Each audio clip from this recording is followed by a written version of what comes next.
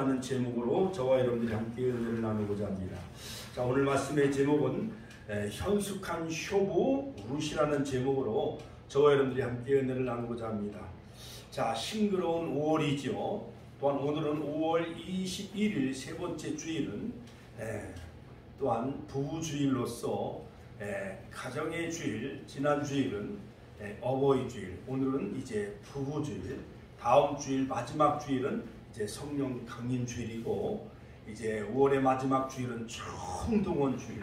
지난번에 5월 5일 날 천안지역 어르신 위한 사랑 나눔 축제에 한 80~90명 모인 것처럼 정말 놀라운 전무후무한 마지막 주일, 이 자리에 한 80~90명 모여드는 놀라운 축복의 역사가 이루어질 줄로 믿습니다. 자, 햇빛을 머금은 실록은 바람에 찰랑거리죠. 그저 바라만 봐도 미소가 절로 나올 만큼 가슴이 설레는 계절이 바로 이 가을이 5월인 것이죠. 피천득 선생님은 바로 5월은 금방 찬물로 세수한 21살 청신한 얼굴이다라고 표현하고 있습니다. 또한 훌륭한 시인 그 노천명 시인은 바로 5월을 계절의 여왕, 5월의 푸른 여신 앞에 내가 웬일로 무색하고 외롭구나라고 바로 5월을 계절의 여왕으로 그렇게 표현한 것을 볼 수가 있습니다. 자, 여러분, 그러므로 바로 그 중에서도 가장 중요한 것은 바로 5월은 부모를 공경하는 효도의 달, 바로 이 어버이날이 담겨져 있기 때문에 바로 가정의 달이라 할 수가 있습니다. 또한 5월 5일은 또는 이제 어린날이죠. 그런데 오늘은 이제 둘이 하나가 되어지는 부부의 날이 바로 5월 21일입니다. 자, 여러분, 무엇보다도 우리가 나의 그 출생의 존재를 할 때 정말 우리를 낳아주신 부모에게 효를 할 수가 있게 되어지는 것이죠. 또한 두 번째, 자기에게 언제나 부모가 계시다는 사실을 인식할 때 바로 효를 제대로 할 수가 있는 것이죠. 그 다음에 효는 바로 생활이어야 하며, 또한 만덕의 근원이 바로 효라 할 수가 있고, 또한 백행의 근본이라 우리 많은 그러한 그 조상들은 그렇게 이 효를 중요시 여겨왔습니다. 그러므로 이 주일 성수는 바로 영적인 아버지인 하나님을 경외하며 예배드리는 날이라 할 수가 있는 것입니다. 그러므로 자, 보면 잠언서 23장 22절에 보면 너 낳은 아비에게 청종하고 내 늙은 어미를 경히 여기지 말라, 그런 말씀이 있죠.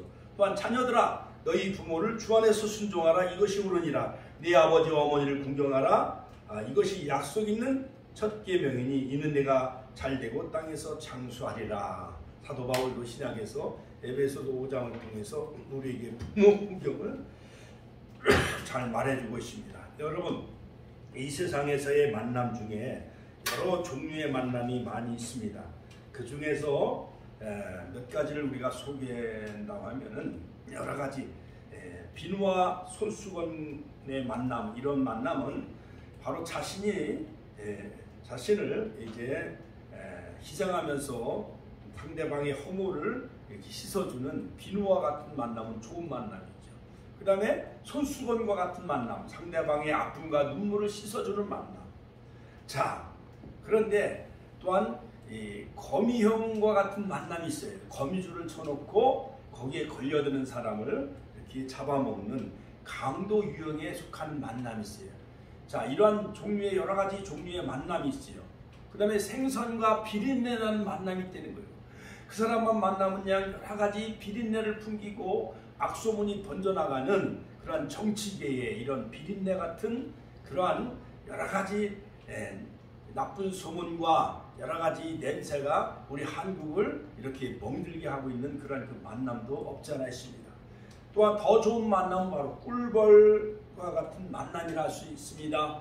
꽃에게는 아름다운 그러한 그 수분을 이렇게 날라다 주면서 아름다운 열매를 맺게 하는 그러한 그 꿀벌의 역할, 또한 그 꿀벌은 꿀을 따다가 우리 인간에게 꿀을 선물해주는 그 아름다운 만남, 꿀벌과 같은 만남이 되어지는 가정의 달 5월이 되시기를 주의 이름으로 축원합니다. 자, 룻기서의 구조를 보면은 룻기서의 짧은 4장까지의 이 룻기서의 그 말씀은 바로 영국에 있는 셰익스피어의 또한 문학 작품보다도 더 우리에게 감동을 준다라는 그러한 시적인 표현이 있습니다.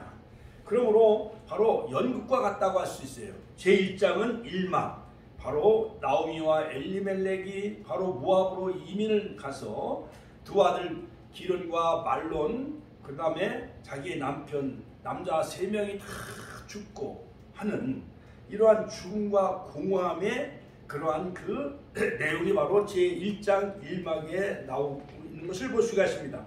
그 다음에 제2장에는 연구로 표현하면 제2장에서 드디어 이제 새로운 희망이 우리에게 펼쳐지는데, 바로 시어머니를 붙쫓아 베들레헴으로 돌아온 이방 여인 룻은 바로 추수하는 그러한 볼이 추수하는 시기에 바로 이 보아스의 논과 밭에 가서 바로 이삭을 주면서 보아스와 룻과의 아름다운 만남이 이제 소개되어져 있는 것을 볼 수가 있습니다.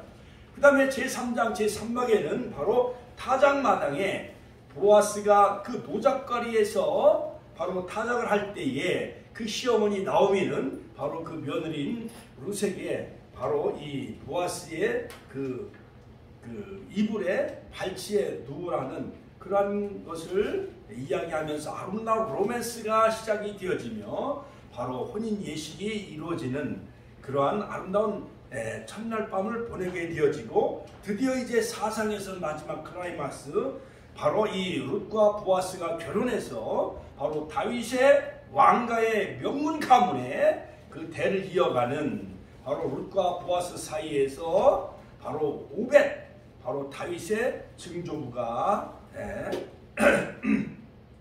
탄생되어짐으로 말미암아 인류의 구속자인 예수 그리스도의 그 족부에 바로 룻이, 이방인 룻이 바로 족부의 생명책에 기록되어짐으로 말미암아 아름다운 메시아 인류 구속의 역사에 바로 동참하는 그 아름다운 그 룻의 그러한 그 명문 가문의 역사가 펼쳐지고 있는 것을 우리가 볼 수가 있죠.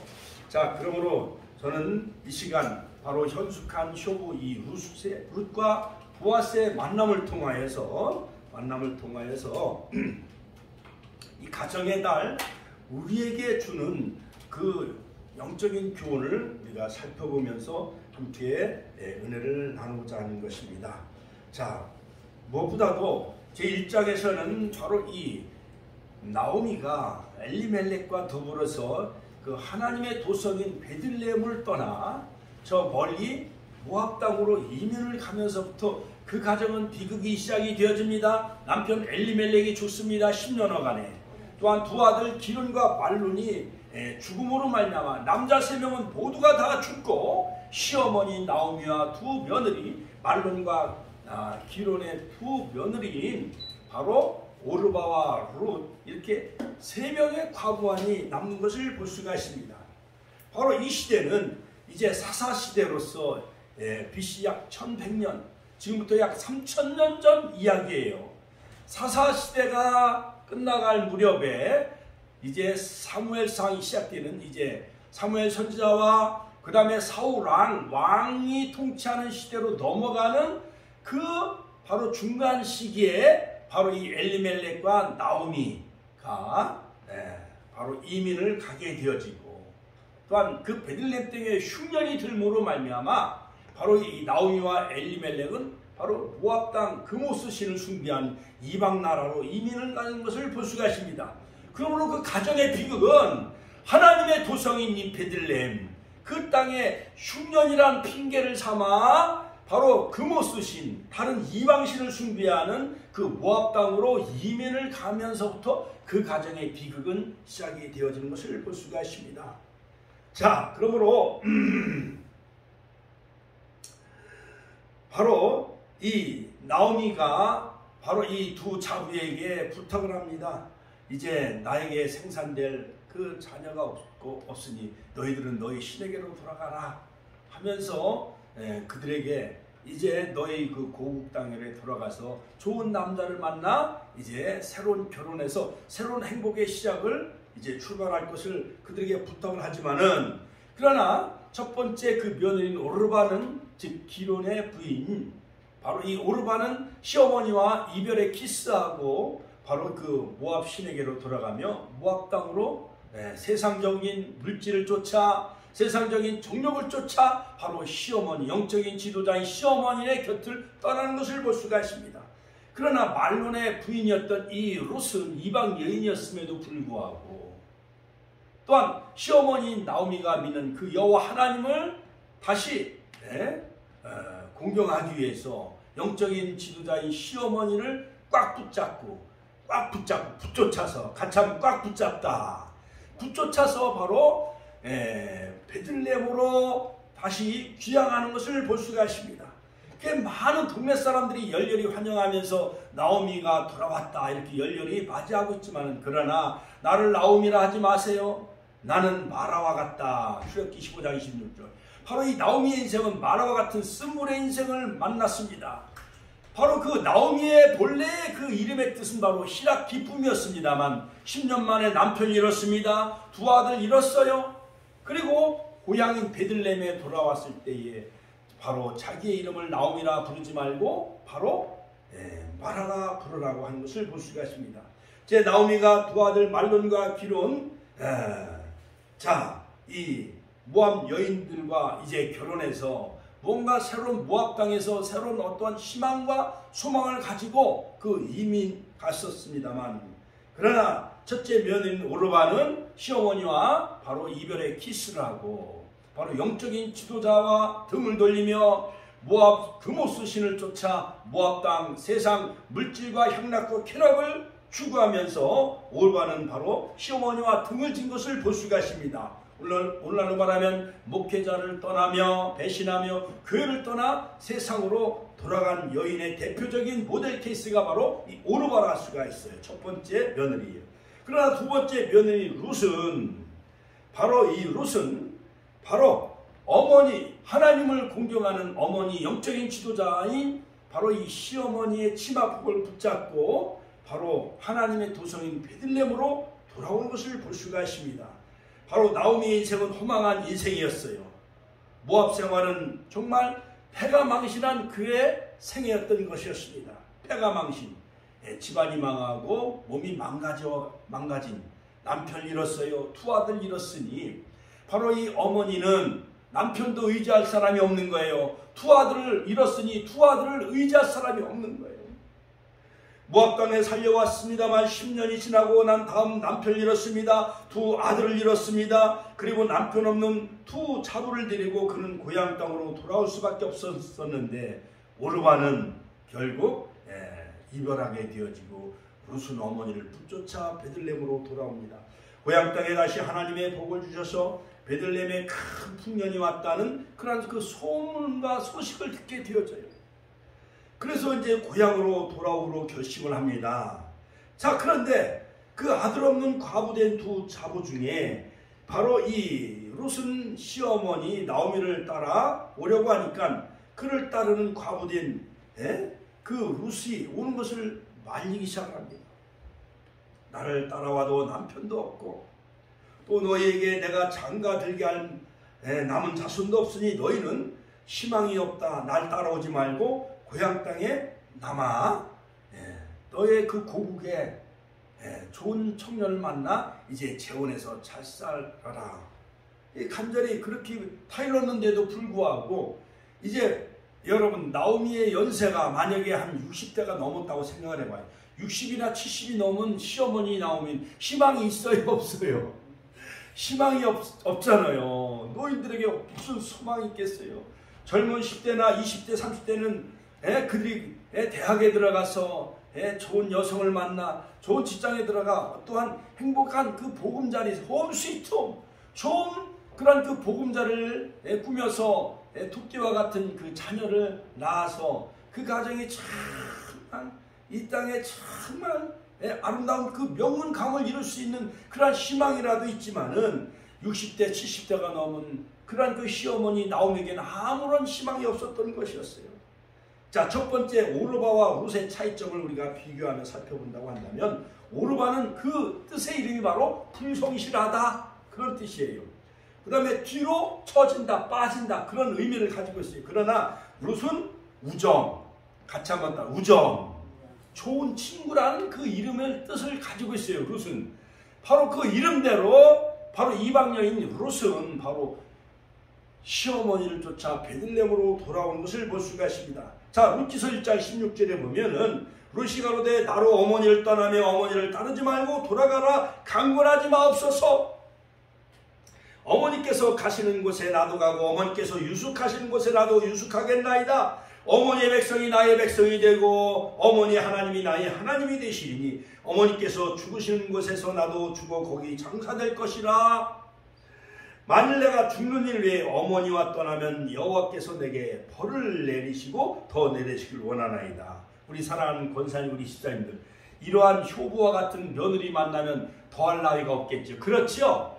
바로 이 아름다운 룻기서 1장 16절은 섹스피어의 문학작품보다도 더 우리에게 감동을 주는 그러한 그 시적인 그러한 그 문학 실화, 이렇게 표현하고 있는 것입니다.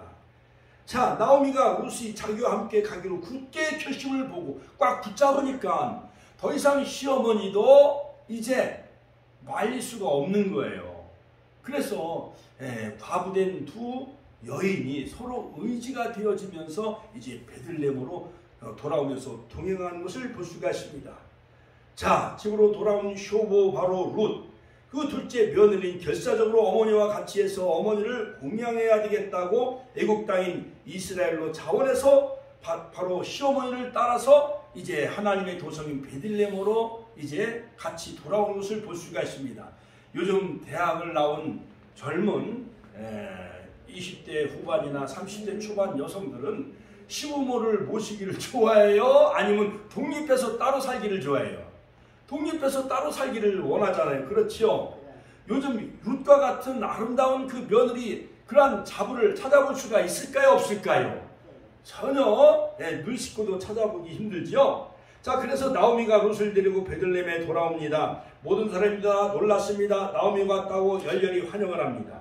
자, 두 번째는 드디어 이제 2장에서 나오미가 이제 룻과 더불어 이제 동행하며 베들레헴으로 돌아옵니다. 나오미라는 이름의 뜻은 바로 감미롭다, 희락이라는 그 말인데, 그가 말하기를 나보고 이제는 나오미라 부르지 말라, 나의 이름을 말하라 불러라. 나는 이제 인생의 쓴물을 만났다.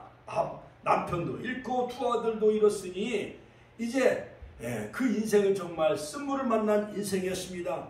나는 모압 땅에 갔다가 하나님의 매를 맞아 전능자가 나를 치셨으므로, 그렇게 자기 남편을 잃고 두 아들 잃은 것은 바로 전능자가 자신을 치신 것을 이 나오미는 영적으로 깨닫게 되어졌습니다. 두 자식을 잃었어요. 이제 과부가 된 며느리 룻과 돌아왔으니 내가 즐거워할 일이 뭐가 있겠어요. 이 시어머니 나오미에게는 아무런 희망이 없는 거예요. 베들레헴으로 왔을지라도 아무런 희망이 없었던 것이었습니다. 그러나 이제 고향 땅에 돌아왔지만 가만히 있어 누가 밥을 먹여줄 사람이 없는 거예요. 그런데 이 지혜로운 현숙한 효부 이 룻은요, 이제 어머니를 공경하기 위해서, 시어머니를 봉양하기 위해서 이제 밭으로 나가서 이제 보리 추수기 때문에 아마 맥추절 그 시기였던 거예요. 우리나라로 말하면 6월이나 7월 또는 5월, 가정의 달, 바로 가정의 달이었지 않았는가, 그렇게 추측해 볼 수가 있습니다. 고향 땅에 돌아온 이 룻은 얼마나 지혜가 많은지 시어머니를 공경하기 위해서 이제 밭에 나가서 우연히 이제 보리상을 줍기 시작을 합니다. 옛날에 보리상을 많이 주셨어요, 안 주셨어요? 저희가 초등학교 공도에 있는, 안성 공도에 있는 그 초등학교에 다닐 때도 선생님들이 이제 논과 밭에 가서 보리사, 벼이삭을 많이 주워오라고 했습니다. 자, 레위기 19장 9절에 보면은 밤모퉁이를 거두지 말라, 가난한 사람과 타국인을 위하여 버려두라. 레위기 19장 9절에 보면은 너희 땅 곡물을 멜 때 너는 밤모퉁이까지 다 거두지 말고 너의 떨어진 이삭도 줍지 말라. 너의 포도원의 열매를 다 따지 말며 너의 포도원에 떨어진 그러한 그 열매도 줍지 말라. 가난한 사람과 타국인을 위하여 버려두라. 참, 이스라엘 나라의 그 공동체는 여기서 보면 얼마나 그 아름다운 공동체인지 알 수가 있습니다. 자, 그래서 룻이 시어머니가 말하기를 내가 버려두는 곳에 가서 이삭을 주어서 어머니를 공경하게 해 주옵소서. 그래서 나오미가 그래 가라. 자, 이제 낯선 나라의 시어머니 밖에는 모르잖아요. 들에 나가서 무슨 강도를 만날는지 또한 흉악한 성폭행자를 만날는지 알 수가 없는 이러한 그 불안과 초조 두려움 속에서 이 지혜로운 여성이 효부는 이제 우연히 밭에 가서 이제 보리삭을 줍기 시작을 합니다. 자, 이래서 이제 룻이 이제 이삭을 주우러 가는데 공교롭게도 다른 밭에 간 것이 아니라 시아버지인 엘리멜렉, 즉 나오미의 남편에 가까운 친족인 바로 이 보아스의 밭에 가서 이삭을 줍게 되어졌습니다. 보아스는 바로 시아버지 엘리멜렉의 바로 친족인데 굉장히 큰 부자였어요. 우리나라로 말하면 삼성 재벌과 같은 그러한 큰 재벌가였던 것이었습니다. 그래서 그 보아스가 일꾼들을 보내서 보리를 베는데 우연히 그곳에 가서 보리삭을 줍게 되어졌습니다. 자, 그런데 점심때쯤 되어져서 보아스가 보리 베는 일꾼들을 이제 살펴보기 위해서 이제 보리를 잘 베고 있나 이렇게 이제 밭에 가서 이제 살펴보는데 이상하게 낯선 소녀 한 명이 와서 이삭을 줍는 것을 보았습니다. 자, 드디어 이제 세 번째 이제 룻과 보아스가 이제 그 보아스의 밭에서 이삭을 줍는 그 이방인 룻과 아름다운 그런 그 만남 쪼우가 시작이 되어집니다. 저 소녀는 누구냐? 보아스가 물어봐요, 일꾼들에게. 자, 최근에 나오미를 따라서 이방에서 온 룻이라는 여성입니다. 자, 모압 여자인 것입니다. 아, 그래? 내가 소문을 들으니까 그 여자가 보통 여자가 아니라고 그러더라. 그래서 보아스가 룻을 불러 말을 합니다. 이제 보아스는 그 땅의 주인이고 부자니까요. 자, 룻기서 2장 8절에 보면은 자, 12절까지 보아스가 룻에게 이르되 내 딸아 들으라. 자, 이삭을 주우러 다른 밭으로 가지 말며 여기서 떠나지 말고 나의 소년들과 함께 있으라. 그들이 베는 밭을 보고 그들을 따르라. 내가 그 소년들에게 명하여 너를 건드리지 말라 하였느니라. 목이 마르거든 그릇에 가서 소년들이 기러온 그 물을 마실지니라. 그러니까는 보아스가 선대하면서 인해 헤세드 인해를 베푸니까 그 의지할 수 없는 그 룻이 얼마나 보아스가 고마워요, 안 고마워요? 이 천한 땅에도 지금은 글로벌 시대이기 때문에 뭐 여러 가지 파키스탄, 그 다음에 우크라이나, 그 다음에 베트남, 그 다음에 여러 가지 많은 그러한 그 중동에서 한국에서 코리아 드림을 가지고 온 이방인들이 많이 있잖아요. 그렇죠? 이와 같이 룻이 이방 여인이에요. 저 이스라엘의 그 이방 여인, 그 모압 여자가 보아스의 밭에서 이삭을 줍다가 이제 보아스가 만나게 되어져요. 이제 룻이 땅에 엎드려 막 보아스에게 절을 합니다. 그에게 이르되 나는 이방 여인이거늘 당신이 어찌하여 내게 은혜를 베푸시며 나를 돌보시나이까 하면서 이 룻이 보아스에게 막 엎드려 절을 하면서 고마운 마음을 표현합니다. 자, 그 보아스가 그에게 대답하여 그러되 내 남편이 죽은 후에 내가 시므에게 행한 모든 일과 내 부모와 고국을 떠나 전에 알지 못하던 이 백성에게 돌아온 일에 대하여 내가 분명히 들었느니라. 너의 모든 가정사를 내가 들었다 이거예요. 여호와께서 내게 행한 일을 보응하시길 원하며 이스라엘의 하나님 여호와께서 그 날개 아래 보호를 받으러 온 내게 온전한 상 주시기를 원하노라. 이 보아스는 누구의 아들이냐면 바로 살몬과 여리고성에 살고 있었던 라합 사이에서 태어난 그 유력자 바로 이 보아스가 바로 라합의 아들이었어요. 그러니까 믿음의 훌륭한 그런 그 유력한 자였던 것이었습니다. 그러면서 여호와가 네게 행한 일에 보응하시기를 원하노라 하면서 이 룻을 축복을 해줘요. 그러니까 룻은요 얼마나 기쁘겠어요. 그렇지요?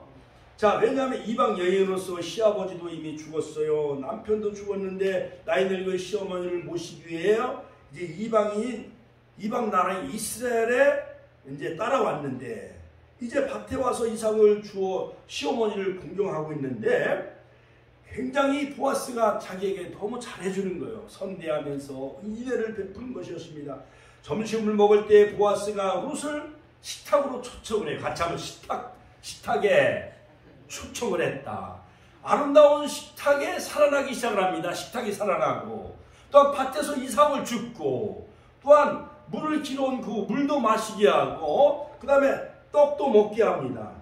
자, 이제 초청해서 룻에게 곡식을 많이 주기도 하고 그 다음에 떡을 먹여서 배불리 먹여주고 그 다음에 초를 거기에다가 이제 떡에다가 이제 초를 이렇게 묻혀서 또 먹게 하고 보아스가 보리베는 사람에게 말하기를 룻이 따라오거든 일부러 이삭을 그 단에서 이삭을 이렇게 빼가지고 그 여인이 많이 이삭을 줍도록 그렇게 하라.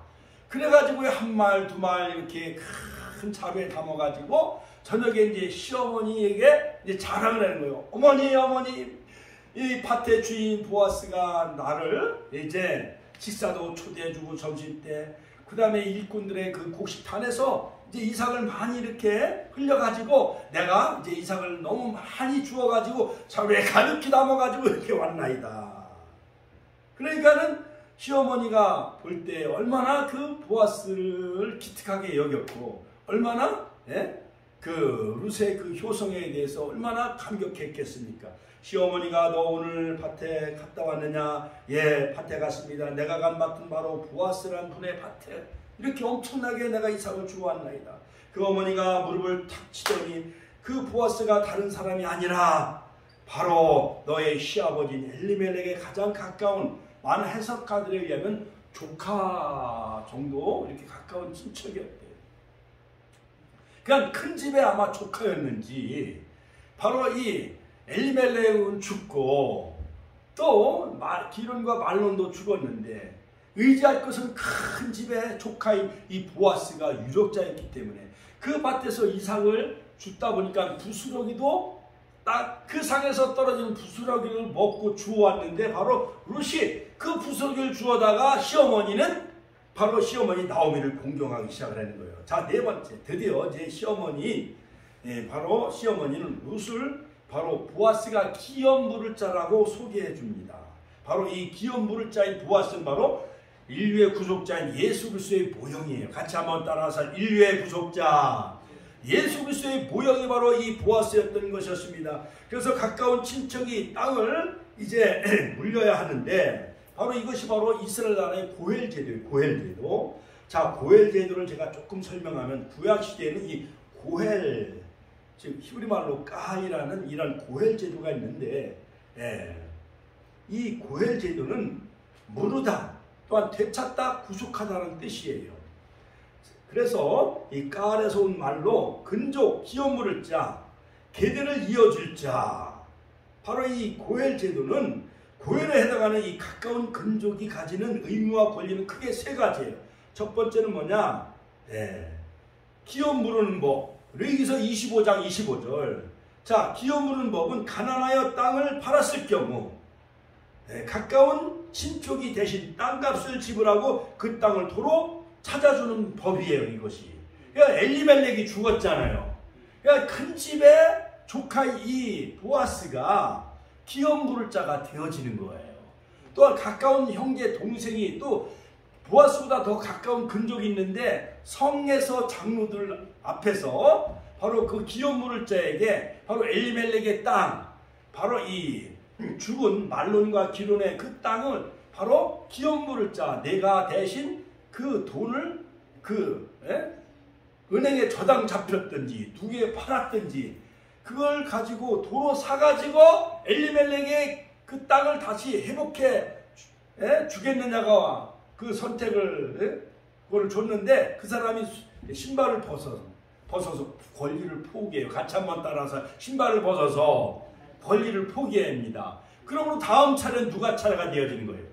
보아스가 차례가 되어져서 바로 이런 아름다운 그 룻과 결혼을 통해서 다윗의 증조부 오벳을 낳으며 다윗 명문가의 혈통을 이어가는 바로 계대 결혼이 바로 본문의 룻기서의 내용에 나오고 또한 기업물자가 되어지는 거예요. 그러니까 두 번째는 계대 혼인법이라는 게 있는데, 자, 신명기 25장 5절 6절에 보면 계대 혼인법은 맏아들이 결혼했다가 죽잖아요. 그럼 형수가 과부가 되잖아요. 그럼 시동생이 형수와 같이 결혼해가지고 그 가문의 그 씨를 이어서 대를 이어가는 제도가 바로 계대 혼인법인 것입니다.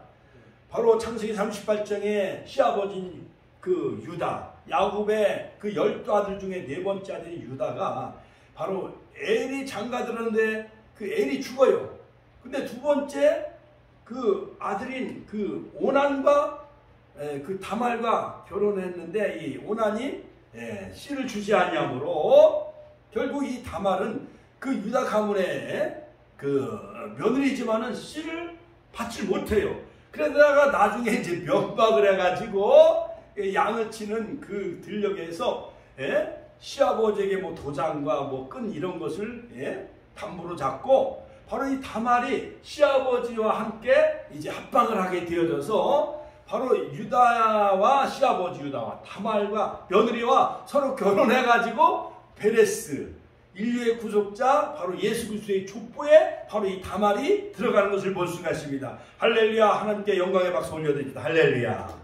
그래서 바로 이 계대 혼인법이 창세기 38장에 나오고 신명기 25장에 나오는데 바로 계대 혼인법에 율법이 있기 때문에 바로 이 보아스가 바로 이 나오미의 며느리인 그 룻을 자기 부인 아내로 맞이하면서 계대 혼인이 이루어지고 그 다음에 기업물자가 되어져요.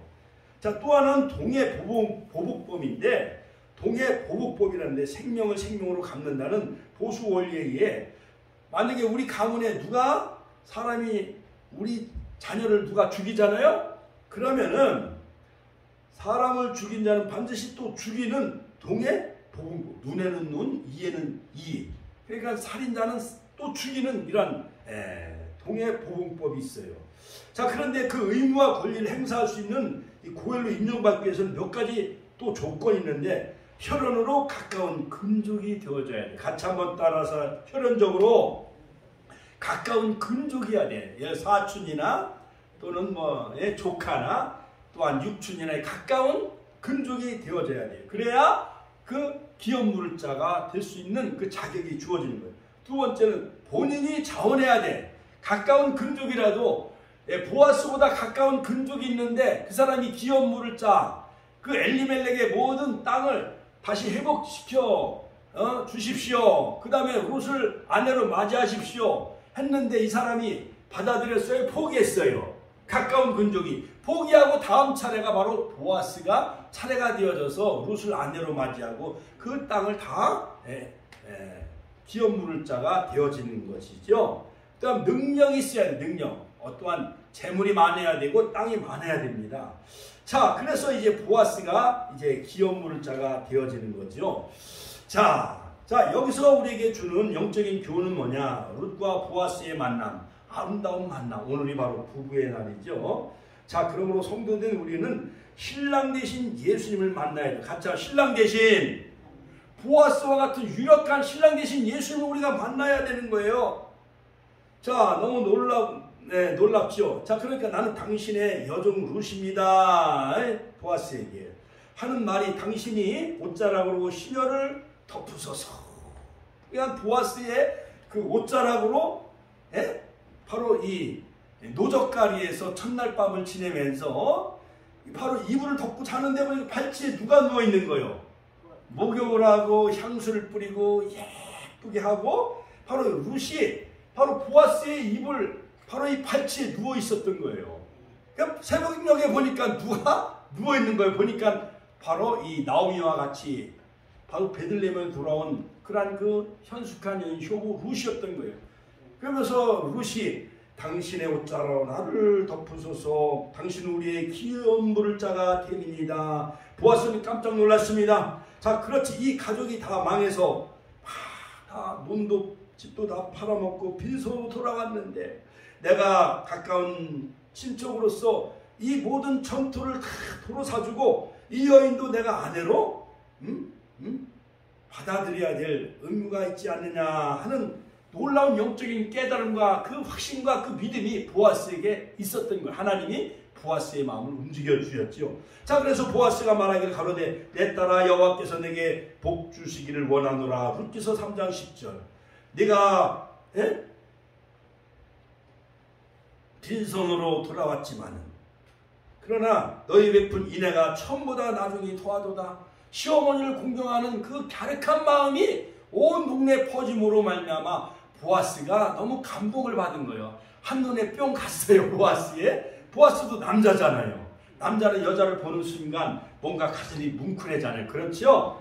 예, 룻기서 3장 10절. 내 딸아 두려워 말라. 내가 네 말대로 내게 다 해말이라.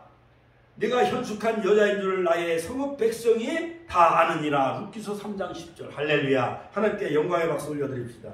참으로 나는 내 기업 물을 자나 물을 자가 나보다 더 가까운 친족이 또 있으니 이 밤에 여기서 머무르라. 아침에 내가 그 기업 물을 자의 책임을 내게 이양하려 하면 좋으니 그가 그 기업 물을 자의 책임을 행할 것이니라. 룻기서 3장 13절. 자, 만일 그가 그 기업 물을 자의 책임을 내게 이행하고자 아니하면 여호와의 사심으로 맹세하노니 내가 기업 물을 자의 책임을 내가 행하리라. 그 사람이 포기하면 내가 모든 땅을 도로 회복시켜주고 너를 내 아내로 맞이하겠다. 이렇게 여호와의 사심을 가리켜 맹세합니다. 보아스가 누구에게? 룻에게. 할렐루야. 하나님께 영광의 박수 올려드립시다. 자, 아침까지 이제 누워 있었어요. 자, 아침에 일찍 일어나 보아스는 일어나 가고 이제 룻은 자기 집으로 돌아갑니다. 자, 드디어 이제 새로운 역사가 펼쳐져요. 희망이 보입니다. 그렇죠? 자, 보아스가 아침에 성에 이제 많은 장로들과 이제 아침에 이제 성에서 모였습니다. 신족 대신 기업 물을 자, 자기보다 엘리멜렉이 더 가까운 친척이 있으니까 그 친척을 오라고 했어요. 많은 장로들 10명이 이제 있는데 이제 그들이 증인 앞에 이제 이 사람이 어떻게 판단할 것인가를 묻기 시작합니다. 자, 대표를 앉혀놓고 여기에 엘리멜렉이 이방에 갔다가 죽고 그 안에 나오미가 이제 과부가 되어서 돌아왔는데 쏠딱 망했어요. 그지 알거지가 됐어요. 자, 기업물을 우리의 친족이 물어야 될 것이 아니냐. 네가 나보다 더 가까운 친척이니 기업 물겠느냐? 선택권을 줬어요. 그러니까 그 사람이 포기하니까 드디어 이제 보아스가 여호와께 맹세했기 때문에 모든 기업 물을 자가 되어지고 이제 룻을 아내로 맞이합니다. 기업 물은 것이 아니라 과부가 된 룻도 이제 함께 물어야 되기 때문에 룻을 이제 아내로 맞이하게 됩니다. 가까운 근족은 이제 권리를 포기하게 돼요. 우리는 막 전도하다 보면 하늘나라의 천국의 상급 또한 예수 그리스도의 그런 그 십자가 보혈의 능력으로 죄사함받고 믿기만 하면 갈라디아 3장 7절 9절 아브라함의 자녀가 되고 아브라함의 복이 되어지고 아브라함과 함께 우리가 천국을 유업으로 이을 상속자가 됩니다. 전도하면 그 사람들이 권리를 다 포기하잖아요. 막 전도를 받아들이지 않냐고 교회 오지 않잖아요. 그렇죠. 그러나 이 자리에 참여한 우리 축복의 모든 가족들은 바로 이방여인 우리가 신부된 자로서 우리가 신랑 되신 주님을 맞이하면 바로 하늘의 상급, 하늘의 천국을 다 기업 물을 자가 되는 줄로 믿으시길 주의 이름으로 축원합니다. 우리는 다 요한계시록 19장 9절 혼인잔치에 참여하는 신부된 자가 되어지는 줄로 믿으시길 주의 이름으로 축원합니다. 자, 그래서 이제 나오미의 모든 기업을 다 돈을 주고 사고 그리고 자식 없이 과부가 된 그 룻을 아내로 이제 맞이하게 되어집니다. 여러분, 그래서 우리가 이스라엘 역사를 보면 룻이 보아스에게서 시집가서 오벳이란 다윗의 할아버지를 낳고 오벳이 또한 이새를 낳고 다윗이 아버지를 낳고 또한 바로 이 다윗이 이제 왕이 되어져서 왕의 족보에 들어가는 그 영광의 명문 가문 룻이 그 가문의 며느리가 되어졌어요. 할렐루야. 하나님께 영광의 박수 올려드립시다. 이제 결론적으로 여러분, 바로 우리는 예수 그리스도께서 우리의 기업물을 위해서 하늘 보좌를 버리시고 이 땅에 오셨습니다. 첫 아담이 다 기업 물을 것을 다 포기했어요. 왕권, 영권을 다 잃어버렸어요. 마귀 사탄에게 빼앗겨가지고. 드디어 이제 바로 독생자 예수님이 이 땅에 오셔가지고 이제 보아스와 같이 이제 나오미의 기업 물을 소원을 가진 것처럼 예수님도 우리의 기업 물어줄 소원을 갖고 이 땅에 오셨어요. 자, 첫 번째는 뭐냐? 즉 보아스가 나오미의 기업 물을 소원을 가진 것처럼 예수님도 우리의 기업 천국을 물려줄 소원을 가지고 이 땅에 내려오신 거예요. 할렐루야. 하나님께 영광의 박수 올려드립시다. 죄의 빚을 다 갚아줬어요. 십자가에서. 질병의 빚도 다 갚아주셨어요. 채찍에 맞음으로. 또한 믿기만 하면 영생과 천국의 그런 놀라운 천국의 유업과 기업을 우리에게 기업 물어주기 위해서 예수님이 아들로서 이 땅에 내려오신 거예요. 그래서 주님이 하나님으로서 가장 가까운 사람으로 오셨으니 바로 예수님 당신이 우리의 기업 물을 자가 되어지기 위해서 사람의 모양으로 이 땅에 오신 거예요. 가까운 친척, 우리의 친척이 되기 위해서 하늘에 계시는 높은 데 계시기 때문에 우리가 만날 수 없지만 사람의 육체의 몸으로 이 땅에 오심으로 우리의 가까운 친척으로 예수님이 이 땅에 육신의 몸을 입고 2000년 전에 베들레헴의 마구간에 바로 마리아의 몸을 빌려 성령으로 이 땅에 오셨어요. 할렐루야. 자, 그리고 예수님이 옷자락, 예수님 주님이 입으신 흰 옷은 참 아름답도다. 예수님이요, 그 놀라운 그 세마포 옷으로, 의의 옷으로 우리를 덮어주러 오신 거예요. 신부된 우리를. 그러므로 우리는 더 이상 죄인이 아니고 우리는 의인이 되어졌어요. 같이 하면 의인이 되어졌다. 여러분, 신부가 결혼 이제 웨딩 홀에 이제 신부가 입장할 때 하얀 드레스를 쫙 입고 입장을 하잖아요. 신랑이 딱 먼저 가서 입장을 해서 신부를 맞이하잖아요. 그래서 천국에서 신랑 되신 주님이 우리를 맞이하고 우리는 다 흰옷을 입고 의의 옷을 입고 우리는 더 이상 죄인이 아니요 의인의 신분으로 회복시켜 주시기 위해서 기업물을 자가 되어지신 거예요. 예수님이. 할렐루야. 하나님께 영광의 박수 올려드립시다. 할렐루야. 또 두 번째, 주님은 어떠한 기업을 우리에게 물려주시기 오셨느냐? 잃어버린 의의 기업을 값주고 사주기 위해서. 로마서 3장 23절 24절 모든 사람이 죄를 범해서 하나님의 영광에 이르지 못하더니 그리스도 예수 안에는 구속으로 말미암아 하나님의 은혜로 값없이, 가참 하나님의 은혜로 값없이 의롭다 하심을 얻은 자 되었느니라. 할렐루야. 루시 보아스의 은혜로 바로 보아스의 아내가 되어져서 다윗의 왕의 가문의 혈통을 이어가는 그런 기업물자가 되어졌잖아요. 그렇지요. 그러니까 롯은 일반 이방인 여인이 아니야. 예수님의 족보에 들어가고 다윗의 왕의 가문의 족보에 들어가는 훌륭한 그런 믿음의 인물이 되어진 거예요. 우리들도 예수님의 생명책에 기록되어지는 예수님의 신부된 자로서 룻과 같이 생명책에 기록되어지는 줄로 믿으시기를 주의 이름으로 축원합니다. 세 번째는 뭐냐? 하나님을 화목해 하시고 하나님의 사랑으로 우리를 회복시켜 주시고 보혈의 능력으로 말미암아 성령 충만과 성결한 삶을 회복시켜 주셔서 주님의 옷자락으로 우리를 덮어주시는 거예요. 성결한 사람, 같이 성결한 사람, 거룩한 사람, 기쁨의 사람. 그 다음에 또 건강도 우리에게 회복시켜 주신 거예요. 예수님이. 신랑 되신 예수님이 사랑하는 자여 내 영혼이 잘된 것 같이 내가 범사가 잘되고 강건하기를 내가 간구하노라 한 것처럼 건강도 우리에게 회복시켜 주시기 위해서 주님이 이 땅에 오신 것. 보아스처럼. 네 번째, 영생천국의 기업, 같이 하면 영생천국의 기업을 우리에게 물기 위해서 예수님이 십자가를 지신 거예요. 그러므로 주님께서 우리를 신부로 맞이하게 해주셨어요. 바로 보아스가 룻을 신부로 맞이한 것 마냥. 할렐루야. 하나님께 영광의 박수 올려드립시다. 그러므로 주님 우리의 신랑 보아스와 같은 유력자, 즉 기업물을 자가 되어지고 계대 결혼을 행하시고 주님은 우리를 신부로 삼아서 우리를 귀한 몸이 되어지게 해주셨어요. 할렐루야. 하나님께 영광의 박수 올려드립시다. 할렐루야. 그러므로 교회는 보아스의 밭이요.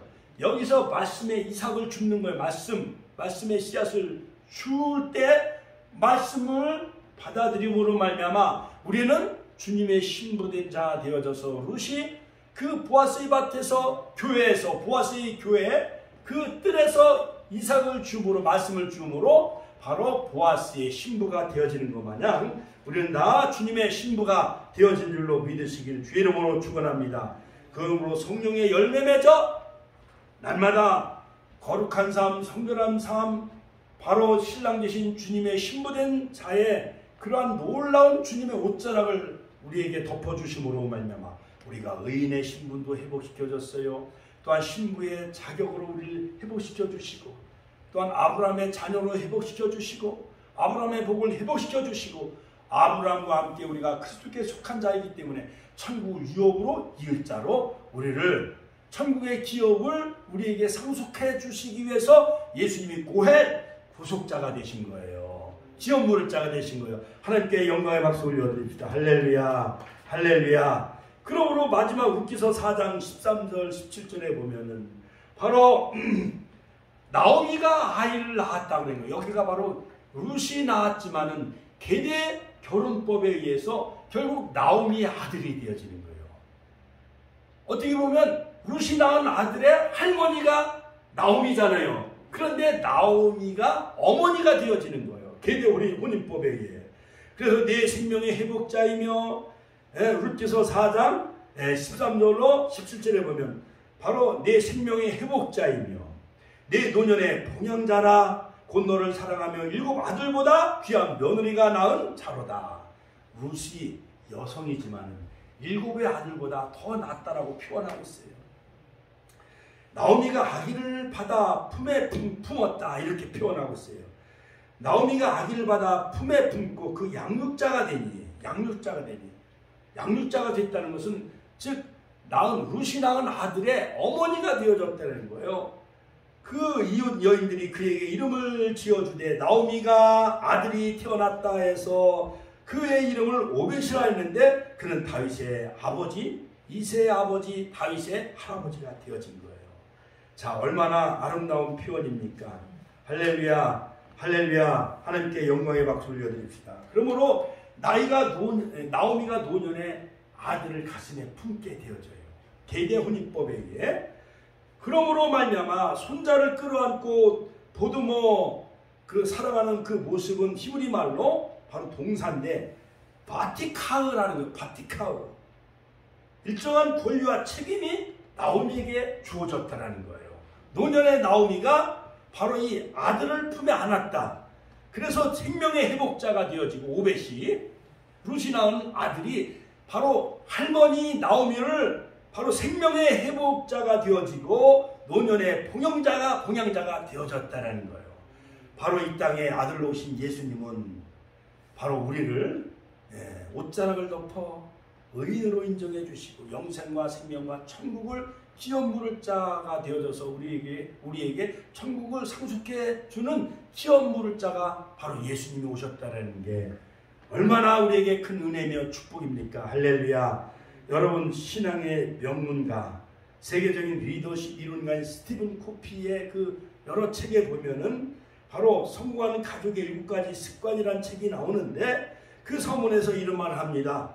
내 일생에서 이 책을 집필하는 것만큼 정열을 쏟았던 일은 없다. 여러분, 그러하듯이 나 역시 누구보다도 내 가족을 사랑하기 때문이다. 이어서 만일 우리가 사회의 다른 모든 분야에서 최선을 다하면 가족을 등한시하면은 그것은 바로 대서양에 가라앉는 타이타닉호의 갑판 위에 의자를 정돈하는 것과 마찬가지다. 그러므로 여러분, 이 세상에서 정치, 권력, 명예를 다 얻었다 할지라도 가정을 잃으면 그 사람은 실패자라는 거예요. 그러나 가정을 행복하게 하는 그 사람은 모든 분야에서 실패자가 되어졌다 할지라도 그 사람은 행복하며 성공한 사람이라는 거예요. 할렐루야, 할렐루야. 가정의 달, 여러분 행복한 가정 다 되시기를 주의 이름으로 축원합니다.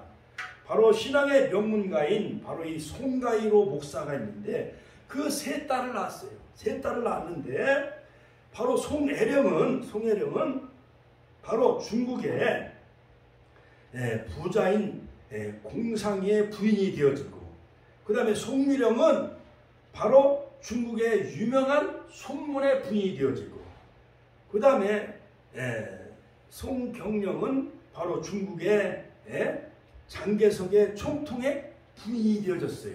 그러므로 이 송가이로 목사님이 미국에서 유학을 해가지고 큰 중국에 와서 큰 사업을 하고 인쇄 사업을 하면 성경을 많이 보고팬 그 목사님이었는데 3명의 딸을 낳았는데 한 명은 그 중국의 유명한 사업가의 부인이 되어졌고 한 명은 민족의 지도자인 손문, 또 하나는 장개석 총통의 부인이 되어졌으니까 3명의 딸이 그 나라의 영부인, 대통령 부인이 되어진 거예요. 그러니 그 가문은 명문 가문이 아니에요. 명문 가문이 되어졌죠. 또 한 가문은 뭐냐? 바로 유계준 장로님은 믿음의 명문 가문인데 6.25 전쟁이 발발하자 그는 부인과 자녀들을 남쪽으로 내려보낸 후에 그는 끝까지 북한에 있는 삼전교회를 지키기 위해 거기서 순교하게 되어집니다. 유계준 장로님은 평양의 삼전교회 장로님으로서 주기철 목사님을 잘 돌본 그런 그 장로님이셨어요. 그런데 삼전교회를 가만히 공장으로 해야 되니까는 공산당들이 총을 가지고 유계준 장로를 위협을 했습니다. 그러나 바로 우리는 하나님을 예배하는 삼전교회를 공산당들이 가만히 공장으로 이걸 쓸 테니까 내놓으라고 했는데 성도들의 헌금으로 세워진 이 삼전교회를 너희들의 총과 칼에 우리 나는 굴복할 수 없다. 그래갖고 총에 맞아 순교의 걸어가요.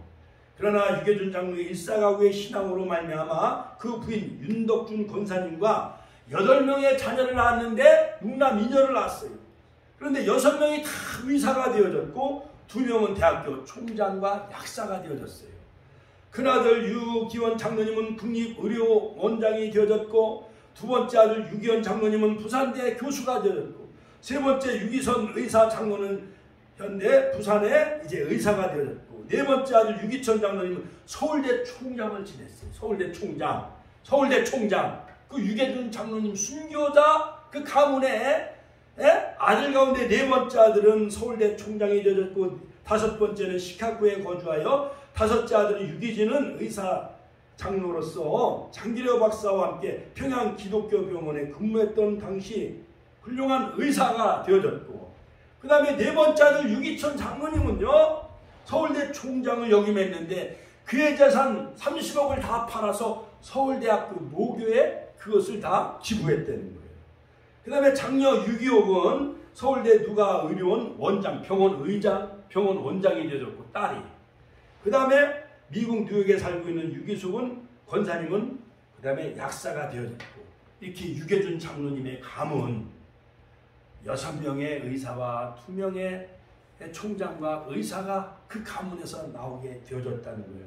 여러분 룻과 같이 바로 효도하는 그 룻을 통해서 보아스를 만나고 다윗의 왕의 가문의 족보에 들어가고 인류의 메시아인 예수님의 족보에 들어가는 그 아름다운 그 룻과 같이 바로 부모를 잘 공경하는 우리 축복의 가족들 다 되시기를 주의 이름으로 축원합니다. 그러면 땅에서 잘되고 창수하리라. 이것은 약속 있는 첫 계명이다. 성경은 분명히 우리에게 말씀하고 있습니다. 가정의 달, 오늘 부부의 날, 여러분 가정 행복하시고 또한 부모에게 다 효도하는 축복의 권속들 다 되시기를 주의 이름으로 축원합니다. 주여 한번 시대 통로를 일하겠습니다.